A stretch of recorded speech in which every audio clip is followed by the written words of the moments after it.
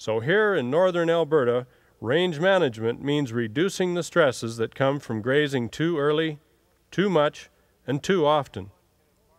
But before anyone can embark on a range management program, they need to know their fields, know the condition they're already in, whether poor to fair or good to excellent.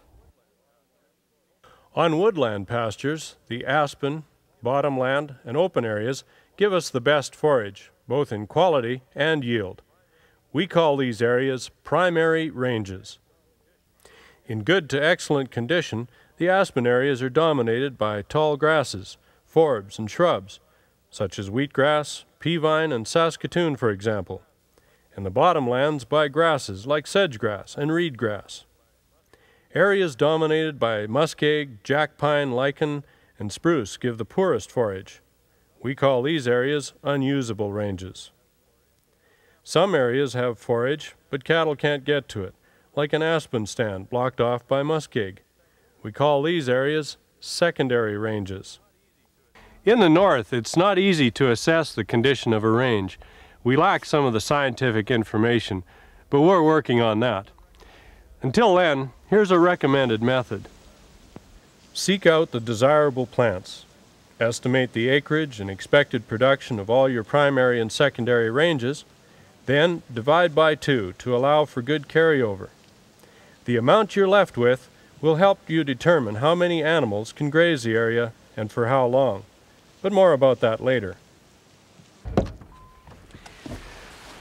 Assessing your rangelands is absolutely essential. It's the first step in maintaining or improving them.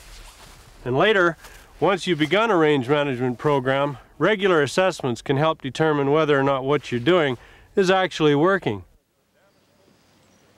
Examined closely, range management comes down to 4 principles: proper stocking, good distribution, deferred spring grazing, and effective rest. Overstocking is the most common cause of poor ranges. Put too many cows too early, too much, and too often on a field, no matter what its condition, and the result is the same: overgrazing. They'll take too much plant material, leaving nothing for the plant to feed itself with or to cover the soil. Stocking rates are expressed in AUMs, that's animal unit months, with 1 AUM being the amount of forage one animal requires in a month. An average cow eats 26 pounds of forage a day, so 1 AUM is equal to 1,000 pounds a month. Remember, a cow bigger than 1,000 pounds will eat more forage per day. You will need to adjust your stocking rate for this. If it's other animals you have, just work the figures out accordingly. 5 sheep, for example, would be the equivalent of 1 AUM. Now remember from before, knowing what kind of grazing areas you have, whether primary, secondary, or unusable, and the condition they're in, you can determine stocking levels for your primary and secondary ranges that are both profitable and sustainable. Now remember, in doing your calculations, it's animal units and not animals, because it takes more forage to maintain a 1,200 pound animal versus a 1,000 pound animal. Now this would probably be a good time to mention that there is help available on this point and others with regard to range management by contacting your range management and forage specialist. We've estimated that about 70% of the native rangeland in eastern slopes, the bush rangeland, is under the deciduous forest canopy. So therefore it's a significant part of our rangeland, and yet we understand the least of it. Given a choice, cattle tend to the tastier plants, or the ones that are more accessible, or the ones that are closer to water and salt. Consequently, any field that gives cattle a choice is a field that's subject to overgrazing by distribution. Look at this field, for example. No matter how good the forage, it would take some work for these cows to get to this area. And besides, there's no water or salt. If you are banking on cattle grazing these secondary areas, then you will need extra management. Otherwise, the cattle will concentrate on the primary grazing areas only, and that means potential overgrazing. The key to effective livestock distribution is field design. Rangeland shouldn't be fenced into tidy little squares. It should be fenced according to the lay of the land and the type of forages that are there. If you want cattle to graze harder to get at areas, entice them with water, salt, and other supplements, or make it easier for them with a trail or two.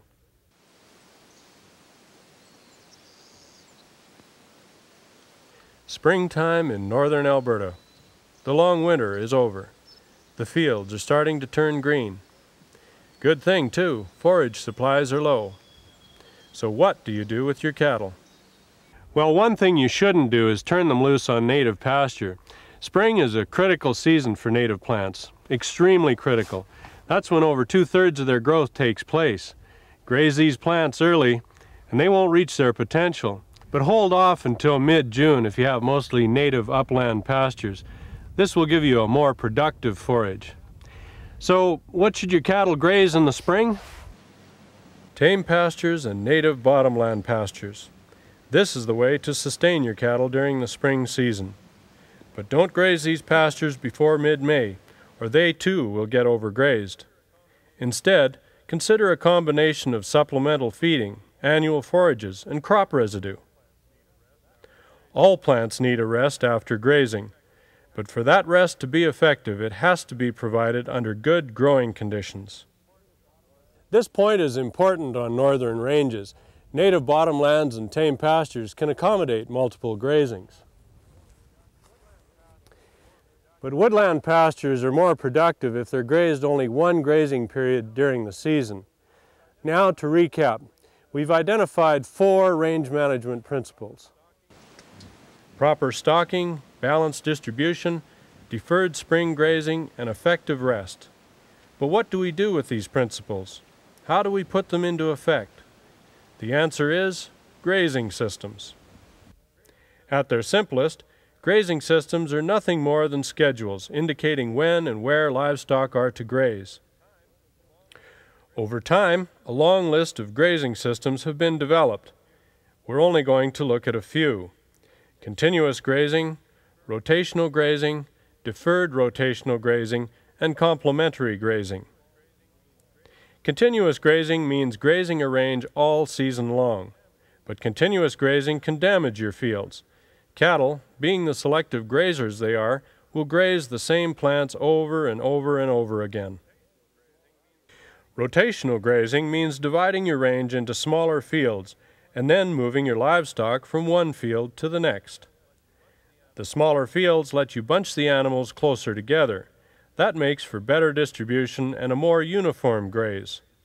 The shorter grazing periods mean the animals are less likely to graze the regrowth. And rotating through the fields makes it easy to provide effective rests after grazing. We've really got into rotational grazing, intensive grazing, where we're moving cattle on more often than just leaving them out for 2-3 months in one field. We found that our grass is getting more diverse, our species is better, less weed problems. Our water quality is better because our cattle are being moved more often, so they're not staying in one place as long. And I believe our soil quality is getting better because we're leaving more fiber in the soil. I had more units in here on that same amount of ground. Less rain and more grass. That's what rotational grazing does. Rotational. Tell everybody, that's the only way to go. Okay. In deferred rotation, all fields are given at least one rest during the critical growing season. That's the distinguishing part of this system. All fields get a rest during the growing season. On this range, for example, the field that's grazed early is rested during the mid and late parts of the season. The field that's grazed in the middle part is rested during the early and late parts of the season. And the field that's grazed late is rested during the early and middle parts of the growing season. In the second and third years, the pattern shifts, so that the field that was grazed early in year 1 is now grazed in the mid part of year 2 and the late part of year 3. Well, what we did initially when we took over the ranch, it was basically, I think there was 2 or 3 pastures on the whole place. What we did, we fenced off the the native range from the areas we were improving, and then we made pastures about 160 60 acres each. And from that, once we did that, we got to where we could have deferred grazing on the native range so it could set seed and get the decreasers coming back. We in turn dug water holes. I think we put about 30 dugouts on the place to get fresh and accessible water to every pasture. This is a field of tame grass and alfalfa for spring and fall grazing. Spring being too early for grazing woodland pastures and fall being too late. In effect, this tame pasture complements the native pastures, hence the term complementary grazing. Add a complementary tame pasture to your native deferred rotation grazing system in your native pasture, and you have the benefit of both. Well, first of all, I rotate. I got rotational grazing. Not too intensive, but it's a rotational grazing. I try to hold the cattle back in spring. I don't put them in too early. A little more hay, it seems to be costly that time of the year, but it's not, because you give that grass a chance to grow. Well, firstly, we don't like to turn the cattle out too early in the spring because that's hard on the pasture by doing that. This year we turned them out the 20th of May, and we very rarely turn them out before that, eh? Well, tame forages offer the opportunity to the producer to provide some alternative grazing, particularly early in the season for most ranching situations, which is the critical period to stay off of native range. And they also offer an opportunity for both midsummer and some late season grazing because of the diversity of species available. So we can get forage available for livestock grazing later on, and we can also have some fairly high quality forage, particularly for young animals or growing stock that in many cases native range does not have available at that time. So they can act as a complement to a native grazing situation and certainly help in maintaining native range condition by taking livestock pressure away in critical seasons on native range. Of all the systems we've talked about, the potentially most profitable and sustainable one is one that combines complementary and deferred grazing systems. Both take stress off the plants during the critical growing season. But as for which system is the best overall, can't answer that. It all depends on the operation. Each and every one is unique and different.